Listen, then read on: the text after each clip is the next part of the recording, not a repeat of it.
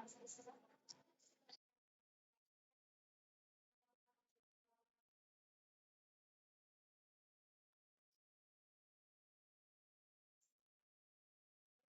baik. Assalamualaikum warahmatullahi wabarakatuh. Selamat malam semuanya. Waalaikumsalam warahmatullahi wabarakatuh. Malam, Pak. Oke, baik. Kita mulai perkuliahan pada malam hari ini. Jadi di sebelumnya saya sudah share juga kepada teman-teman beberapa materi untuk mata kuliah sistem operasi. Jadi untuk pertemuan malam ini ya saya usahakan kita bakalan ngadain Zoom pada saat ini. Untuk pertemuan kali ini kita bakalan membahas tentang keamanan sistem operasi. Jadi ini adalah salah satu bagian, salah satu komponen yang memang harus ada di setiap sistem operasi karena sistem operasi kan pasti digunakan oleh berbagai macam user dan nantinya bakalan yang menjadi pedoman dan menjadi media untuk berbagai macam aplikasi berjalan seperti itu. Nah, ini beberapa main topik ataupun topik utama yang nantinya bakalan kita bahas di pertemuan kali ini. Jadi di sini ada 4 poin main poin yang nanti bakalan kita diskusikan dan bakalan kita obrolkan. Pertama itu ada tentang latar belakang keamanan sistem operasi. Nah, kenapa sih sistem operasi itu harus diberi keamanan? Lalu apa sih yang melandasi si sistem operasi ini harus diberi keamanan, lalu diberi security, apalagi sekarang juga kayaknya beberapa device mayoritas pasti terkoneksi dengan internet, dan tentunya jika terkoneksi dengan internet juga banyak kemungkinan serangan yang mungkin terjadi pada si device yang teman-teman gunakan. Makanya sistem operasi ini ataupun keamanan di sistem operasi ini pasti sangat dibutuhkan. Makanya setiap updatean dari sebuah sistem operasi, kalau misalkan pernah teman-teman pakai Windows ataupun sistem operasi lain yang minta update, ya sekaligus dia pasti bakal mengupdate security ataupun keamanan dari sistem operasi tersebut. Seperti itu. Tujuannya apa? Tujuannya agar si sistem operasi itu terupdate dengan serangan-serangan yang terbaru ataupun yang ada pada saat sekarang. Nah, lalu ada macam-macam dari keamanan sistem. Jadi misalkan teman-teman ngebayangkan kalau misalkan keamanan sistem itu semata-mata hanya hacker secara teknikal ataupun secara codingan, secara source code ataupun secara script.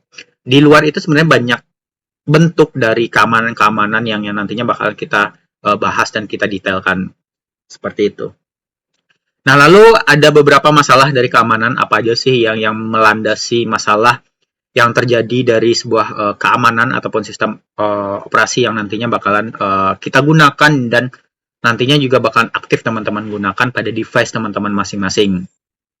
Nah, lalu ada ancaman keamanan dari sistem operasi.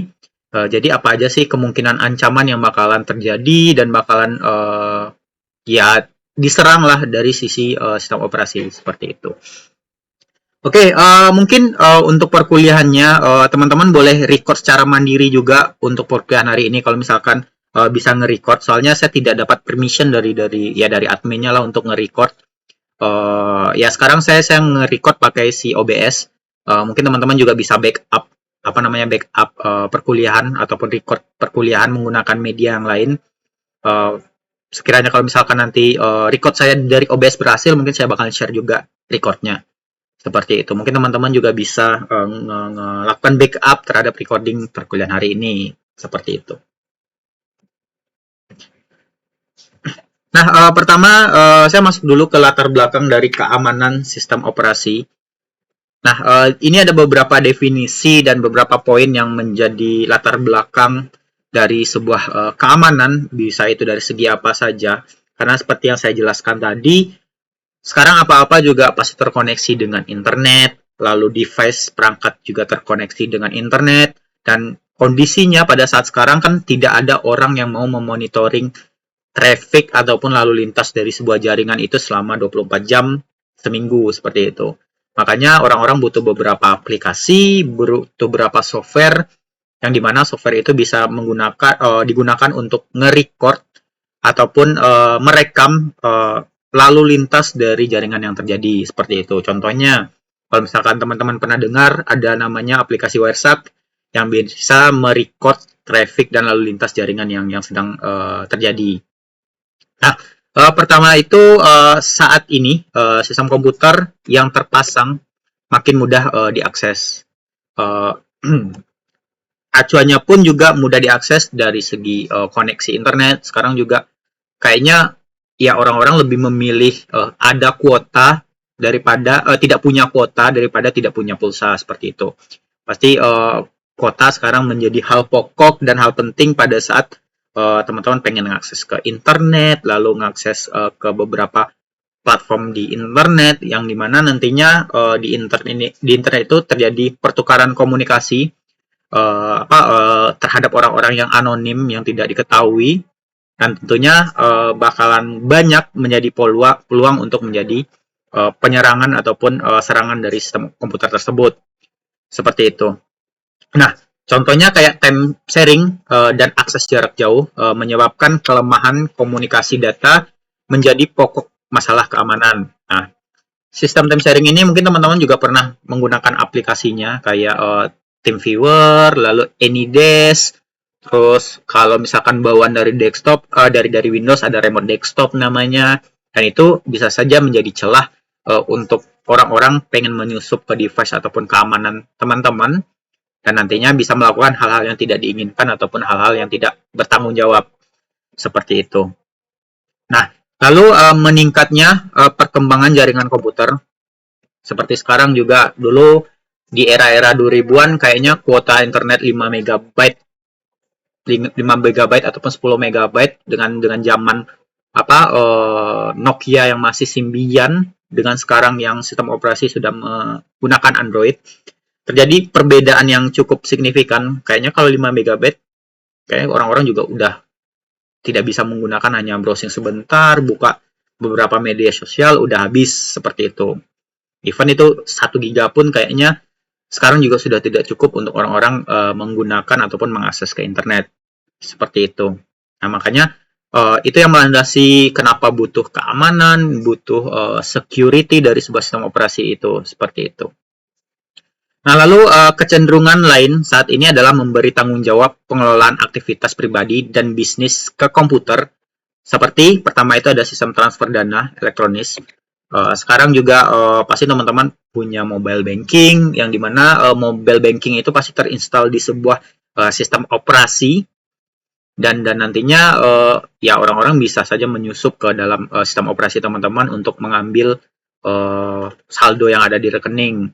Contohnya ada beberapa kasus juga mungkin teman-teman pernah lihat cekresi.apk, lalu sekarang juga ada undangan.apk yang dimana kalau misalkan kita install si aplikasi itu memberikan akses kepada orang-orang yang mendevelop si aplikasi itu untuk mengakses ya contohnya kayak aplikasi rekening teman-teman ataupun mobile banking seperti itu. Nah, itu yang melandasi dari sebuah keamanan dari sistem komputer itu agar tetap diupdate dan tetap terjaga seperti itu. Nah, bahkan sekarang ada beberapa bank sekarang sudah tidak mengeluarkan buku rekening juga, hanya mengeluarkan kartu ATM dan mobile banking, dan itu lebih efisien karena dia tidak perlu mencetak si buku tabungan tersebut kan, hanya ada kartu ATM dan mobile bankingnya seperti itu. Nah, lalu sistem kendali lalu lintas udara. Nah, sekarang juga air traffic control system juga sudah terkoneksi dengan jaringan, bisa itu dengan radio frekuensi ataupun dengan beberapa media yang lain untuk mengirimkan datanya, dan itu bisa dimonitoring, dan nantinya kalau misalkan terjadi penyusupan atau apa, datanya diambil atau apa, nah nanti bisa dijual ataupun dijadikan media untuk malfunction system dan sebagainya seperti itu. Nah, lalu unit rawat intensif di rumah sakit sudah sangat terkomputerisasi dan sebagainya.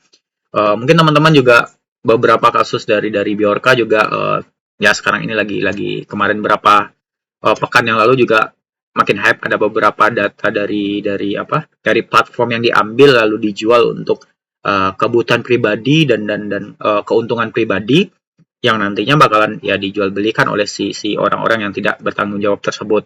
Nah, itulah yang melandasi dari sistem komputer, terutama sistem operasi, kenapa harus diberikan keamanan, lalu diberikan security, apalagi kalau misalkan statusnya si sistem komputer itu adalah server bagi sebuah web, yang dimana tentunya bakalan dapat serangan dan sebagainya. Makanya kalau misalkan teman-teman buka Google, misalkan di googling, nah, misalkan kalau buka Google, nah, lalu tinggal cari keyword hacked by,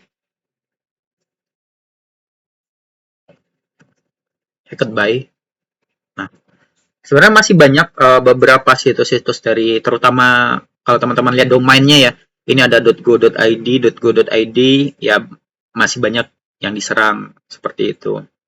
Nah, itu juga melandasi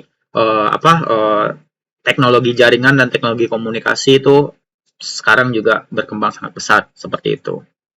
Ini teman-teman boleh aja googling nanti, lihat di Google dengan keyword hacked by, masih banyak beberapa situs dari, terutama dari .go.id. Mungkin ini udah bukan rahasia umum lagi kalau misalkan ya situs dari pemerintahan itu secure-nya lemah dan sebagainya. Ya, itu udah bukan rahasia umum lagi.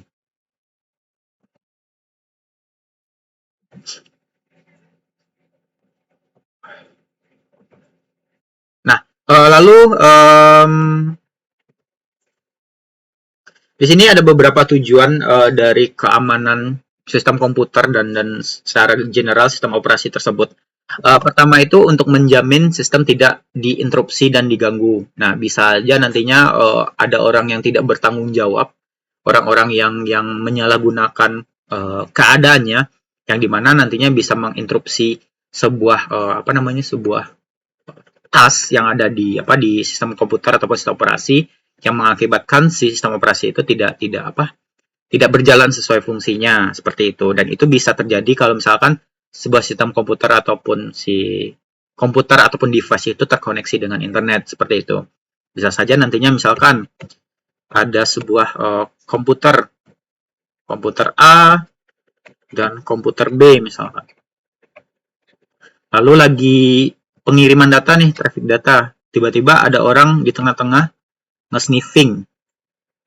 Misalkan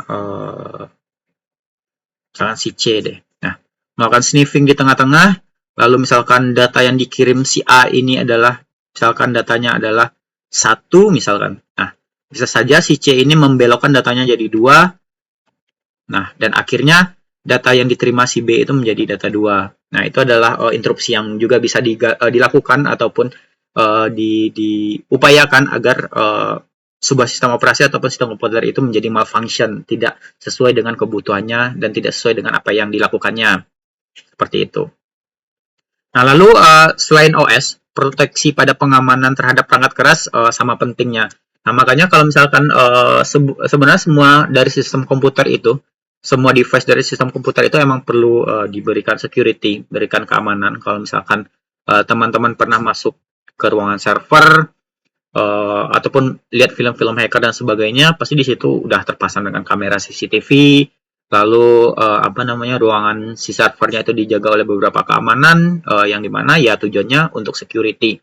Makanya kalau misalnya kita ngomong masalah security, tidak melulu sebenarnya security itu berpengaruh terhadap ya script, lalu tentang codingan, hacker dan teknikal. Hal-hal seperti security, kamera, lalu orang-orang menjaganya itu juga harus diperhatikan untuk menjaga dari perangkat yang orang-orang yang tidak bertanggung jawab. Nah, lalu sistem operasi hanya satu bagian kecil dari seluruh perangkat lunak di satu sistem. Jadi ya sama-sama kita ketahui setiap device, setiap perangkat terutama komputer ataupun smartphone pasti berjalan di bawah sistem operasi. Nah, di pertemuan sebelumnya juga udah ada kayak scheduling yang dilakukan oleh sistem operasi dan berbagai macam task yang dikerjakan oleh sistem operasi. Nah, lalu tetapi karena sistem operasi mengendalikan pengaksesan sumber daya seperti tadi, si sistem operasi mengendalikan I/O misalkan, lalu mengendalikan network ataupun jaringan. Nah, itu juga bakalan harus kita perhatikan sekuritas ataupun keamanannya.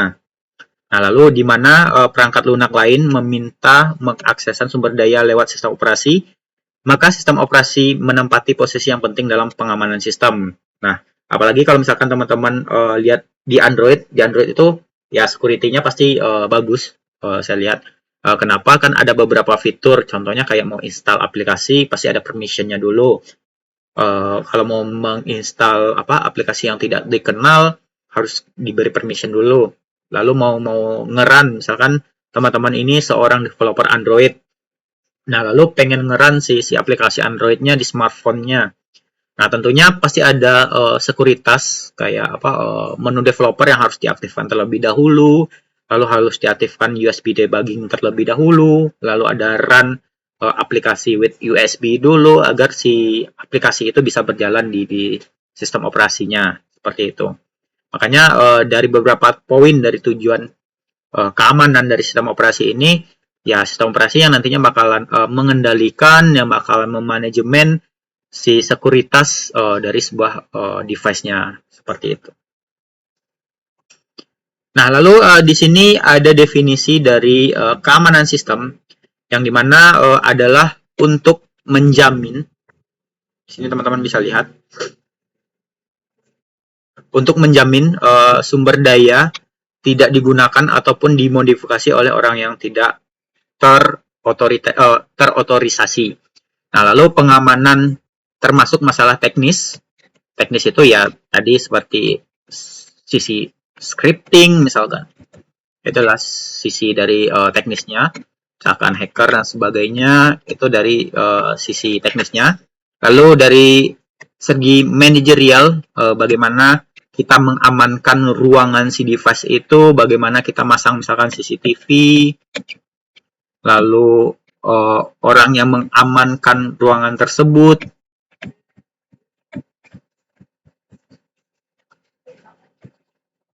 Nah, itu juga bakal menjadi pertimbangan untuk menjadikan keamanan buat sistem itu. Nah, lalu kayak legalitas dan politis dari sebuah dari sebuah aplikasi ataupun sistem, kayak term and condition-nya apa yang harus dipahami ataupun emang harus diketahui agar bisa terinstall dari si sistem operasi itu sendiri seperti itu. Nah, oke, sampai di sini ada yang tanyakan dulu sebelum saya masuk ke macam-macam keamanan sistem. Mungkin saya sebentar saja kuliah untuk pertemuan hari ini, karena teman-teman juga beberapa yang muslim mungkin mau mengejar sholat taraweh mungkin juga bisa, gitu. Seperti itu.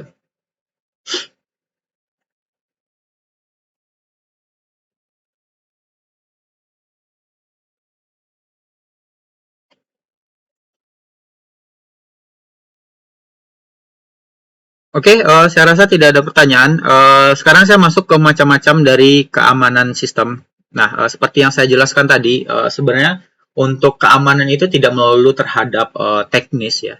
Teman-teman ada berbagai macam bentuk dari keamanan yang mungkin bisa teman-teman lihat. Pertama itu ada keamanan secara eksternal ataupun external security, yang dimana berkaitan dengan pengamanan fasilitas komputer dari penyusupan ataupun hacker, lalu bencana seperti kebakaran dan kebanjiran. Nah, ini adalah bentuk dari ancaman keamanan juga.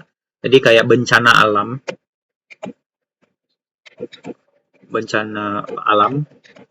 Nah, bencana alam juga termasuk sebagai faktor yang mengancam keamanan dari si sistem komputer itu. Bisa aja nantinya terjadi banjir ataupun gempa bumi, mengakibatkan beberapa device itu menjadi rusak ataupun hancur, yang dimana bisa menyebabkan kehilangan data ataupun loss data seperti itu. Nah, salah satu cara untuk sebenarnya tidak mengantisipasi sih, membuat plan B, bisa saja teman-teman buat backup-an dari sistem tersebut di media yang lain ataupun di ruangan yang terpisah seperti itu. Jika misalkan sometimes nanti ada terjadi bencana alam dan sebagainya, nanti ada plan B, traffic itu bakalan diarahkan ke media yang lain. Nah, lalu ada keamanan interface pemakai ataupun user interface security. Nah, yang dimana berkaitan dengan identifikasi pemakai sebelum memakai diizinkan mengakses program dan datanya disimpan. Nah, ini juga salah satu bentuk keamanan. Misalkan kita nih punya sebuah account. Nah, account ini kita kasih ke orang lain dan orang lain memiliki akses kepada akun kita.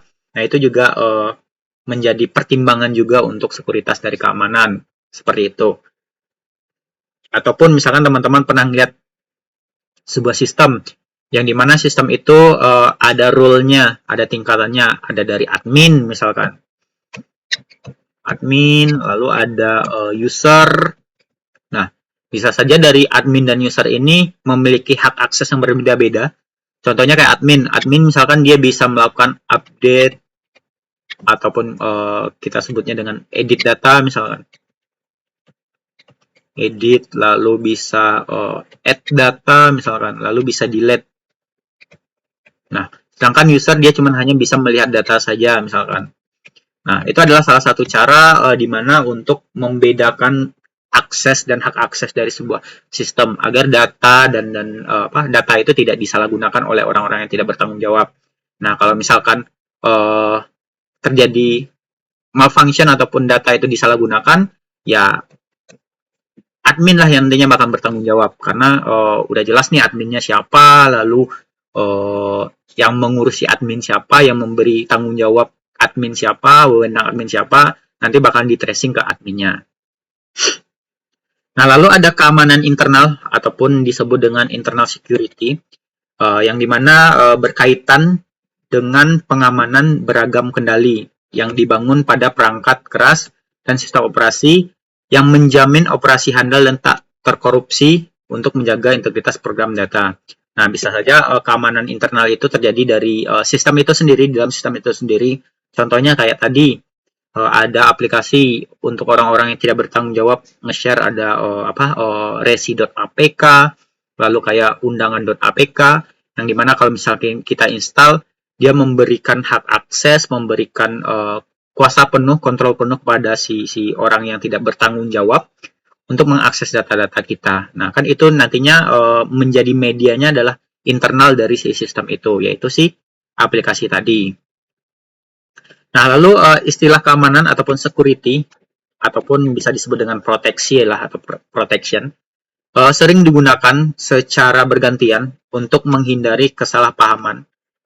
Istilah keamanan mengacu ke seluruh masalah keamanan, dan istilah mekanisme proteksi mengacu ke mekanisme sistem yang digunakan untuk memproteksi ataupun melindungi informasi pada sistem komputer. Jadi pada saat sekarang ini ya keamanan itu adalah salah satu hal yang paling penting, yang paling yang paling banyak digunakan ataupun banyak yang dicari. Makanya teman-teman kalau misalkan lihat sekarang untuk cyber security, topik cyber security juga lagi hype-hype-nya, lalu security dan sebagainya lagi hype-nya, dan itu impact dari industri 4.0, yang dimana kalau misalkan industri 4.0 kan apa-apa ataupun semua media itu terkoneksi dengan internet, yang dimana mengakibatkan traffic dari internet itu menjadi lebih banyak dan lebih padat. Nah, secara otomatis kan datanya bakalan banyak tuh berlalang, dan orang-orang bisa saja mengambil datanya sesuai dengan kebutuhan yang dia butuh, secara bisa bertanggung jawab dan tidak bertanggung jawab. Seperti itu. Nah, lalu di sini ada masalah tentang keamanan dari sistem operasi komputer tersebut. Yang dimana terbagi atas dua, ada masalah terhadap kehilangan data ataupun loss data. Kalau konteksnya teman-teman bikin sistem yang terintegrasi dengan data, bisa itu database secara online server side ataupun secara local host, seperti itu. Dan yang kedua bisa mengakibatkan oleh kesalahan ataupun bisa terhadap penyusup ataupun yang disebabkan oleh hacker. Jadi ada dua bentuk masalah keamanan, bisa karena kehilangan data ataupun loss data, ataupun bisa penyusup hacker. Nah, hacker ini nantinya bisa saja nantinya untuk bisa untuk mengacaukan sistem,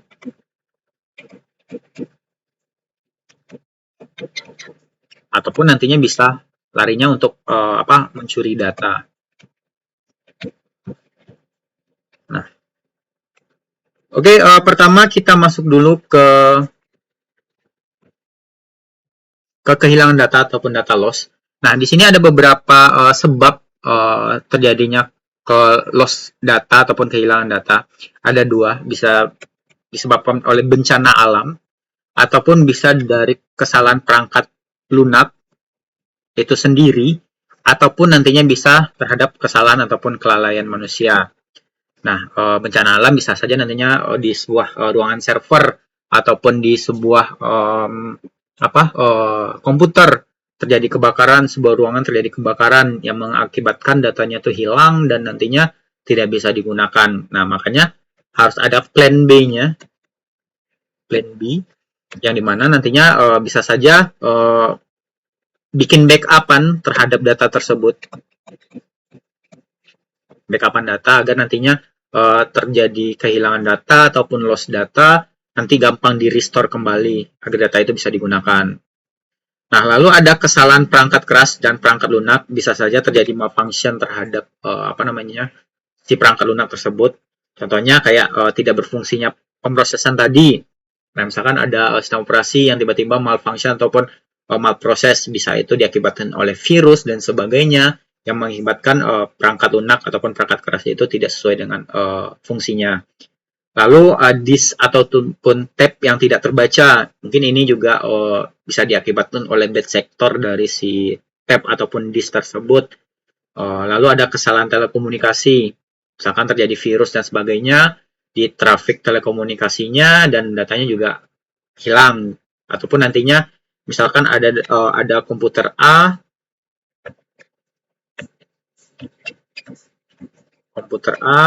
dan komputer B pengen ngirim data, misalkan ngirim data. Nah, tiba-tiba koneksinya jelek nih ataupun jaringannya jelek nih. Nah, bisa saja datanya itu hilang karena akibat dari jaringannya tersebut, seperti itu. Nah, lalu ada bisa terhadap kesalahan program atau bugs yang terjadi, misalkan teman-teman nanti melakukan pengkodingan ataupun ngoding, bikin buat sistem, lalu ada bug yang mungkin aja nantinya bakal menghapus data dan sebagainya, itu bisa saja terjadi. Nah, makanya untuk kehilangan data ataupun loss data itu, untuk mengantisipasinya, ya dengan cara backup data.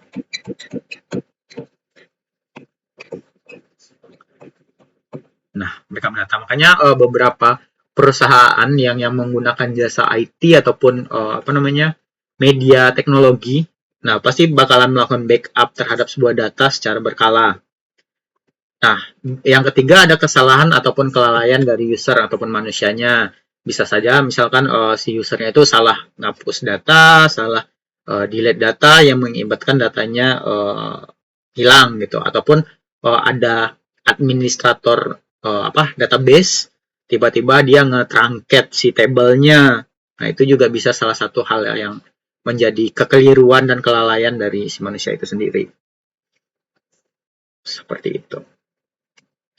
Nah, lalu bentuk yang kedua adalah penyusup ataupun hacker, yang dimana ini adalah secara teknis, masalah keamanannya secara teknis yang pasti berhubungan dengan script ataupun scripting ataupun penyusupan yang lain dengan media teknik yang mengakibatkan data itu bisa hilang ataupun sebuah sistem jadi malfunction. Nah, lalu terdiri dari penyusup pasif dan ada penyusup aktif, yang dimana kalau misalkan penyusup pasif itu dia hanya membaca data saja yang tidak diotorisasi, misalkan dia hanya melihat data saja, lalu mentok-mentok mengambil data lah tanpa harus mengubah data itu sendiri. Nah, sedangkan kalau penyusup aktif dia mengambil data juga lalu mengubah data tadi, misalkan kayak hacker dia berhasil menyusup ke server, lalu ada web di situ, ya bisa saja dia mengubah tampilan si web itu sendiri, lalu yang mengacak-acak si web itu dan mengubah bentuk dari si web tersebut. Seperti itu. Nah, lalu kategori penyusup, ini ada 3 buah bentuk kategori penyusup. Ada secara non teknis di sini. Bisa dari misalkan kayak tadi ada beberapa orang-orang yang tahu nih account dari ataupun password TeamViewer teman-teman, lalu mencoba untuk mengakses si TeamViewer-nya. Nah, lalu mengambil datanya itu adalah bentuk dari non teknis seperti itu. Makanya ada namanya social engineering ataupun social hacking yang dimana si pelakunya ataupun orang-orang yang melakukannya tidak perlu butuh tahu teknisnya seperti apa, celah keamanan seperti apa. Yang penting dia punya skill terhadap sosialisasi. Jadi dia bisa minta kepada orang lain, oh ini berapa nih passwordnya, minta dong, dan akhirnya dia bisa nge-akses si akun teman-teman seperti itu. Lalu bisa saja dari penyadapan oleh orang dalam. Jadi orang dalam ini adalah hal yang paling memungkinkan terjadinya penyadapan di sebuah keamanan. Kenapa? Karena orang dalam, orang yang paling tahu tentang struktur dari si sistem itu bagaimana, lalu bagaimana celah-celah keamanan dari si sistem itu seperti apa. Makanya ada beberapa aplikasi juga di develop oleh orang-orang, contohnya kayak vendor, beberapa juga pasti bikin backdoor untuk kalau misalkan ada apa-apa dia bisa masuk ke backdoor tanpa diketahui oleh si sistem ataupun user yang realnya. Nah, lalu ada usaha hacker dalam mencari uang. Contohnya kayak kasusnya Bjorka. Nah, tentunya dia mengambil data, mengambil beberapa fasilitas untuk kebutuhan dia pribadi ataupun keuntungan pribadi untuk mencari uang. Seperti itu. Makanya kalau misalkan kita bicara tentang security ataupun keamanan, ya tidak melulu tentang teknik dari keamanan itu sendiri. Seperti itu. Oke, sampai di sini ada yang ditanyakan dulu, silakan. Kalau ada yang masih kurang jelas, silakan.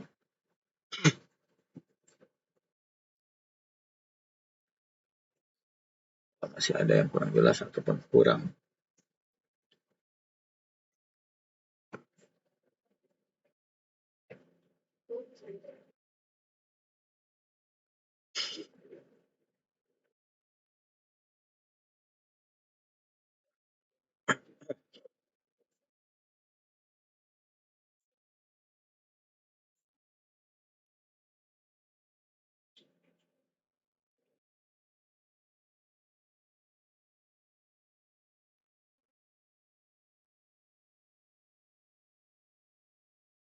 Oke, kalau tidak ada pertanyaan, saya lanjut. Nah, di sini saya masuk ke ancaman dari keamanan sistem operasi. Jadi apa aja sih yang mungkin ancaman yang terjadi dari sistem operasi itu sendiri secara general atau secara garis besarnya secara umum. Nah, pertama itu ada masalah tentang kerahasiaan. Makanya sekarang juga ada beberapa sistem operasi termasuk Windows udah mengaktifkan security secara biometrik. Jadi teman-teman bisa menggunakan fingerprint untuk masuk kepada akunnya. Ya karena fingerprint ya orang-orang pasti tidak susah lah untuk dipalsukan ataupun di cloning untuk mengakses si sistem operasinya. Yang dimana adalah keterjaminan bahwa informasi di sistem komputer hanya dapat diakses oleh pihak-pihak yang diotorisasi. Jadi kayak user yang emang yang valid, user yang valid yang bisa mengaksesnya. Dan juga modifikasi tetap menjaga konsistensi dan keutuhan dari data sistem tersebut. Jadi kerahasiaan ini adalah salah satu ya tujuan juga, salah satu latar belakang juga agar si sistem operasi ataupun sistem komputer itu bisa diberikan keamanan, diberikan sekuritas. Makanya di beberapa sistem kan ada password, lalu ada biometric security kayak fingerprint, lalu face recognition dan sebagainya. Nah, lalu ada integritas ataupun integrity, yaitu adalah keterjaminan bahwa sumber daya dari sistem komputer itu hanya dapat dimodifikasi oleh pihak-pihak yang diotorisasi ataupun user yang valid seperti itu. Nah, valid. Nah, contohnya sekarang ada berbagai macam teknik dari security. Contohnya kalau misalkan teman-teman buka akun Gmail-nya, sekarang ada two-way sekuritas ataupun two-way step dan sebagainya. Misalkan orang udah tahu nih password kita, eh, email sama passwordnya. Nah, setelah password pasti diminta untuk konfirmasi lagi, bisa itu lewat lewat nomor telepon ataupun bisa terkoneksi dengan smartphone teman-teman, kan ada notifikasinya. Apakah ini pengguna ataupun user yang terpercaya dan sebagainya, apa ini Anda. Nah, kalau misalkan yes, kita baru bisa masuk ke dalam si Gmail-nya ataupun emailnya, seperti itu. Nah, lalu ada ketersediaan ataupun availability, yang dimana adalah keterjaminan bahwa sumber daya sistem komputer itu tersedia bagi pihak-pihak yang diotorisasi saat diperlukan. Jadi pada saat si user itu mengakses sistemnya, mengakses sistem operasinya, nah semua data ataupun semua aplikasi yang dia butuhkan dan dia inginkan yang sebelumnya udah ada, itu bisa digunakan dan ada pada saat dibutuhkan, seperti itu. Makanya ini adalah 3 poin, 3 faktor yang dimana menjadi pedoman dan menjadi acuan untuk si sistem operasi. Nah, 3 poin ini setidaknya harus ada di sebuah sistem operasi, harus ada dan harus tersedia pada saat sekarang ini. Kerahasiaan ya pada saat teman-teman masuk sistem operasi ataupun login ke dalam sistem operasi pasti ada passwordnya. Lalu integritas ataupun integritinya, bahwa datanya ataupun orang yang masuk ke dalamnya itu adalah orang-orang yang emang valid ataupun user yang valid.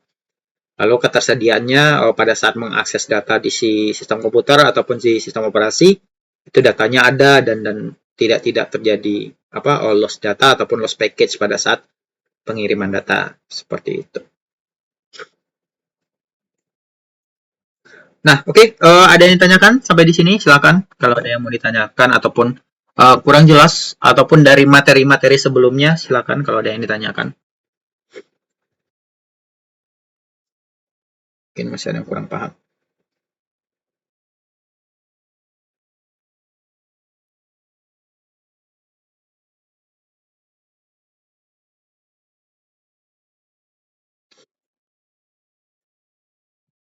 Kalau masih ada yang kurang jelas ataupun kurang paham, silakan.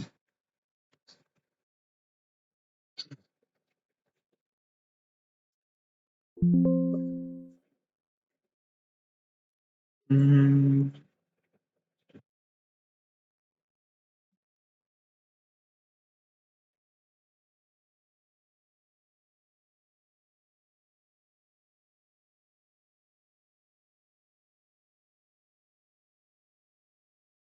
Oke, sambil menunggu, kalau ada yang bertanya mungkin saya absen dulu untuk perkuliahan hari ini mungkin.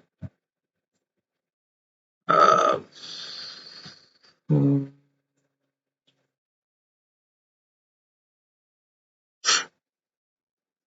saya absen dulu.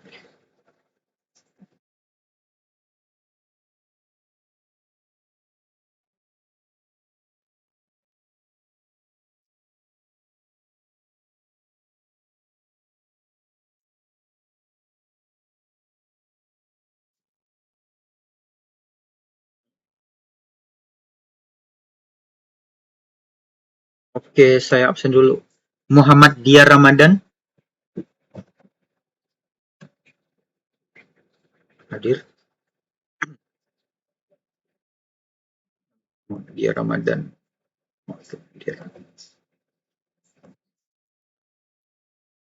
Nabhan Muhammad Raihan. Hadir, Pak.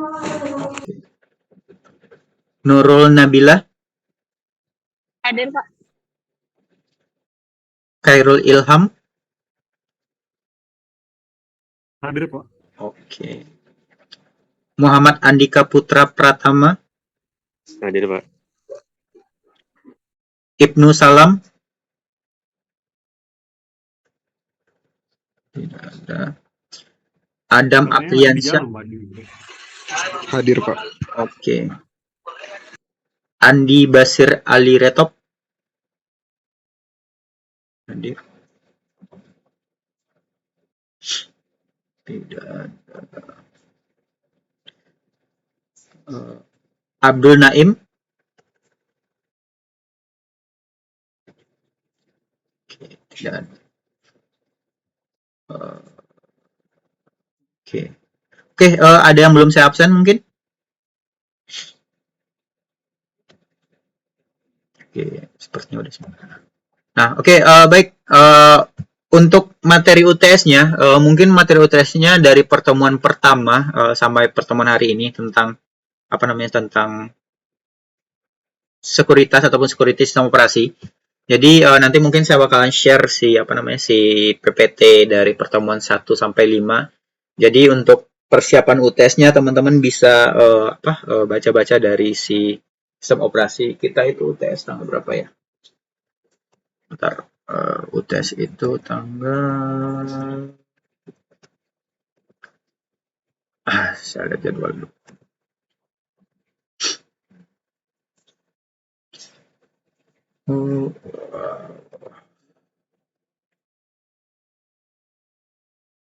Persesi.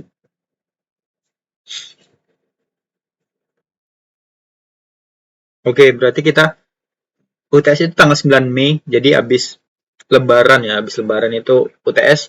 Jadi materinya itu ya dari pertemuan pertama sampai pertemuan sekarang berarti yang sistem operasi dan mungkin untuk apa ya sistem UTS-nya adalah pilihan ganda dan mekanismenya mungkin nanti kita tunggu lagi informasinya apakah bisa online ataupun harus offline.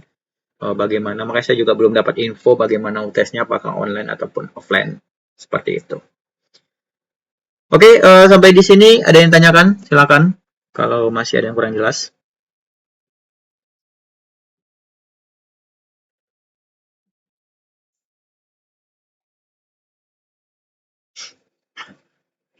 Mungkin kalau misalkan nanti ada info lanjut tentang bagaimana UTS dan apa namanya dan mekanisme UTS-nya mungkin nanti bakalan saya share di grup.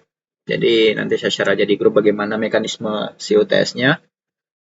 Mungkin kalau tidak ada pertanyaan, saya cukupkan saja kelas sampai di sini hari ini. Nanti kalau ada pertanyaan, boleh di chat aja lewat grup ataupun langsung chat pribadi ke saya. Terima kasih semuanya atas perhatiannya. Selamat malam. Selamat beristirahat. Assalamualaikum warahmatullahi wabarakatuh. Oke, terima kasih Pak. Sama-sama.